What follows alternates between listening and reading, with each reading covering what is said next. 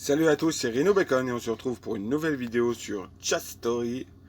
Et on va continuer la petite histoire de Famille de Folle qui a été écrite par Mélusine. On attaque le chapitre 2 qui s'intitule La grand-mère. L'heure des révélations est enfin arrivée. Mais la mère adoptive d'Avril lui dira-t-elle toute la vérité cette fois-ci? Et d'ailleurs, qui est-elle vraiment? Alors ça a été aimé 255 fois. Allez, c'est parti. Il faut lire impérativement l'épisode 1 pour comprendre l'histoire. Avril, tu penses que je suis dangereusement? Je préfère prendre des précautions, ma chérie. Ah, c'est vraiment la fin, là. On voit la fin. Un petit récap de la fin du premier chapitre. Tu comprendras après. Et sache que je t'aime de tout mon cœur. Tu sais que tu es la fille que je ne pourrai jamais avoir. Tu es la seule et l'unique, et je ne veux que ton bien, ma chérie. Ok, maman. J'ai réveillé Jules. Il comprend pas trop le délire. Je lui explique ou pas? Putain, il m'énerve à râler comme ça. Du calme, c'est normal, chérie. Comprends-le. Explique-lui que tu fais une crise à cause de l'arrêt de ton traitement et que tu dois te retrouver seul. Qu'il doit t'enfermer jusqu'à ce que tu te calmes, car après les révélations que je vais te faire, je n'ai aucune idée de la façon dont tu vas réagir. Demande-lui de t'apporter quelque chose de bon à manger avec une tisane. Et demande-lui aussi s'ils ont des cachets d'anxiolytiques ou d'antidépresseurs. N'importe quoi qui calme les nerfs, c'est important. Ok, il dit que son père prend de l'Exomil avant de dormir. C'est bon ça? Oui, très bien. Et ensuite, dis-lui de revenir dans 1 heure minimum. Insiste sur le fait que c'est pour ton bien et que je le remercierai chaleureusement une fois de retour en France. Ok, c'est bon, maman. Je suis dans une chambre d'amis et Jules est parti me chercher les trucs. Comment tu te sens, ma chérie? J'ai peur, maman. J'ai voulu connaître la vérité depuis si longtemps. Mais ces sortes de pulsions et de visions me font peur. Et toutes ces précautions que tu prends, c'est dingue. Tu m'as quand même dit que tu avais une envie folle d'arracher les yeux de la maman de ton amoureux. C'est vrai? J'en avais tellement envie, c'est super flippant, maman. Et qu'en est-il actuellement? Avril?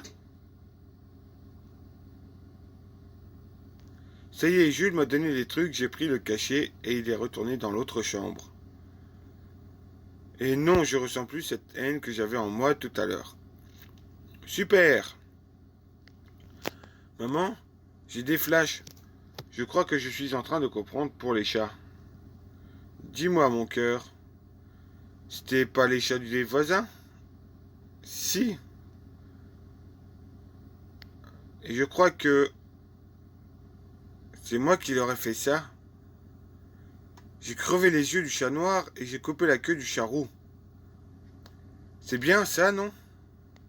Oui, chérie. Tu étais toute petite. Quelle horreur! Et le petit garçon avec le stylo, qui c'est? Ton petit amoureux de la maternelle. Tu as... Tu avais essayé à plusieurs reprises de lui enfoncer un stylo dans la gorge. Oh mon Dieu! C'est pour ça qu'on avait déménagé lorsque j'étais petite, lorsque j'étais encore avec mes parents biologiques. Les gens avaient peur de moi, hein? Oui, c'était un peu ça, mais ce n'était pas de ta faute, chérie. J'étais tellement en colère de partir, alors que tout était de ma faute. Non, tu étais trop petite. Tu ne savais pas la différence entre le bien et le mal. Et avec l'horrible père que tu avais comme exemple, Mon père? Un véritable pervers narcissique et violent. Je le détestais. Il vous battait, ta mère et toi. Il est où mon père? Elle me dit pas encore qu'il nous a abandonnés. J'ai le sentiment du contraire. J'ai des flashs, man. Tu n'as pas intérêt de me mentir encore une fois. Ok, chérie. Je vais tout te raconter. Ton père est mort, mon cœur. C'est mamie qui l'a assassiné car il vous maltraitait de plus en plus et c'était trop dur à supporter pour elle. Il faut que tu saches que ta grand-mère nous a toujours fait un peu peur à ta mère et moi. Elle nous donnait l'impression de prendre un malin plaisir à abattre les bêtes. Quelles bêtes? Les animaux de notre ferme, les poules, les lapins, les moutons, les cochons et les vaches aussi.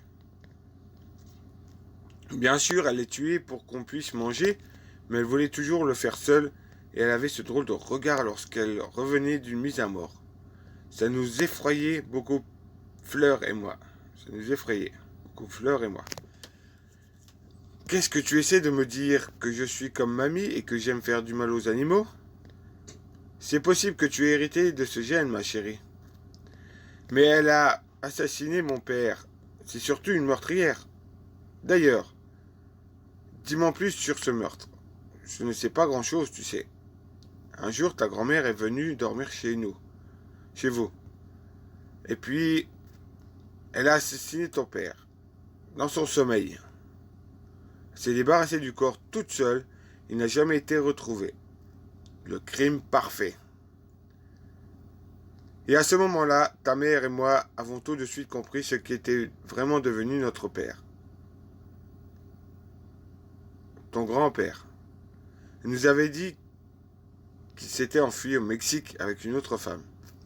Mais je n'en suis plus aussi sûr aujourd'hui. Comment vous avez su que c'était elle qui avait tué mon père? Elle nous l'a dit. Elle a demandé à ta mère de dire qu'il avait disparu, tout comme elle m'avait fait pour mon autre père.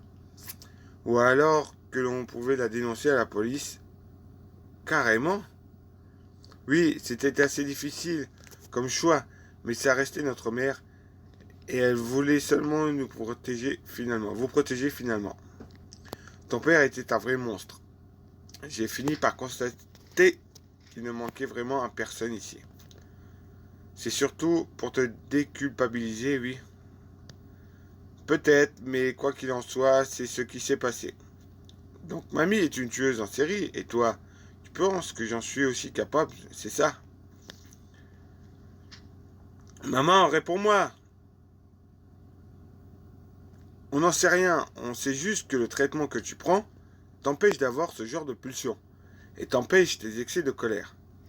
Tu rentres à la maison maintenant, Avril. Non. Comment ça, non? C'est mamie la tarée de la famille. Moi, j'étais juste un peu violente quand j'étais petite et j'en suis sûr que je ne suis pas la seule petite fille à voir ce genre de... à faire ce genre de conneries. Sûrement à cause de mon père, comme tu dis. Je vais gérer. Et je me sens déjà beaucoup mieux. Si, il faut que tu rentres à la maison. C'est très important, Avril. Mais lâche-moi la grappe à la fin. J'ai tué personne, moi. Eh bien... Quoi? Quoi? Maman! Je ne voulais pas te dire toute la vérité avant que tu sois à la maison et sous traitement. Mais tu ne me laisses plus le choix, Avril. Maman? Dis-moi ce que j'ai fait. En réalité, tu n'as pas assisté au meurtre de ta mère, mais à celle de ton père.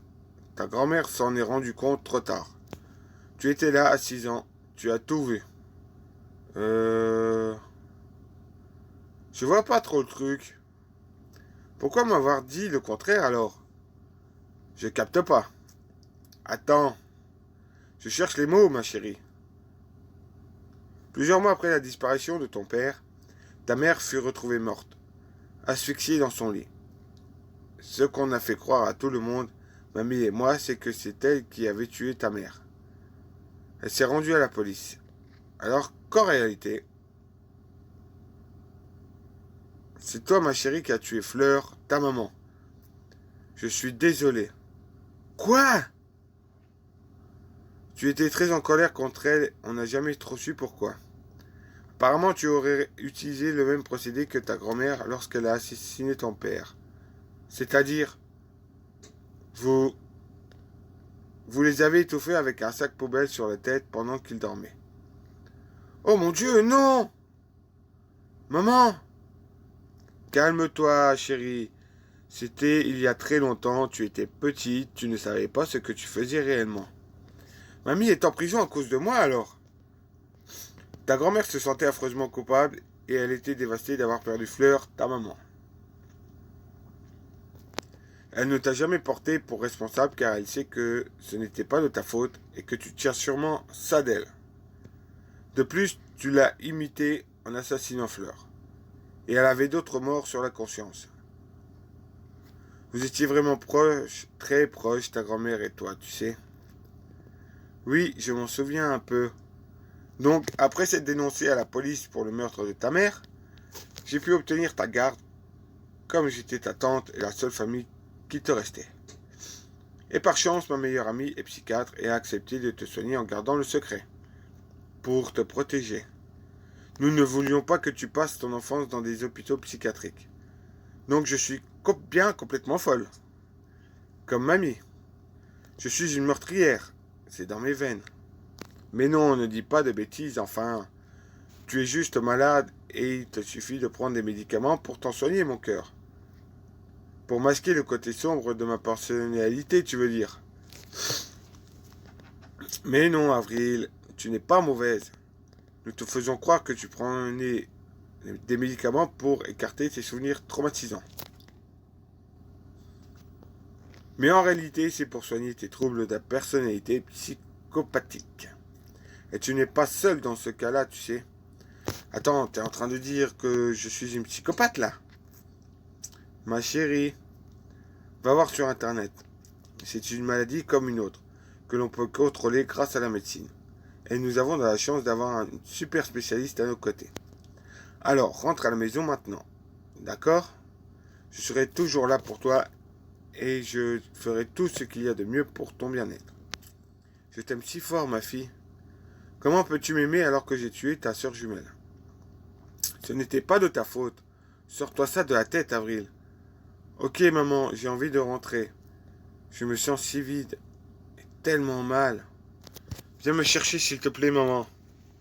Je suis désolé de ne t'avoir si mal parlé.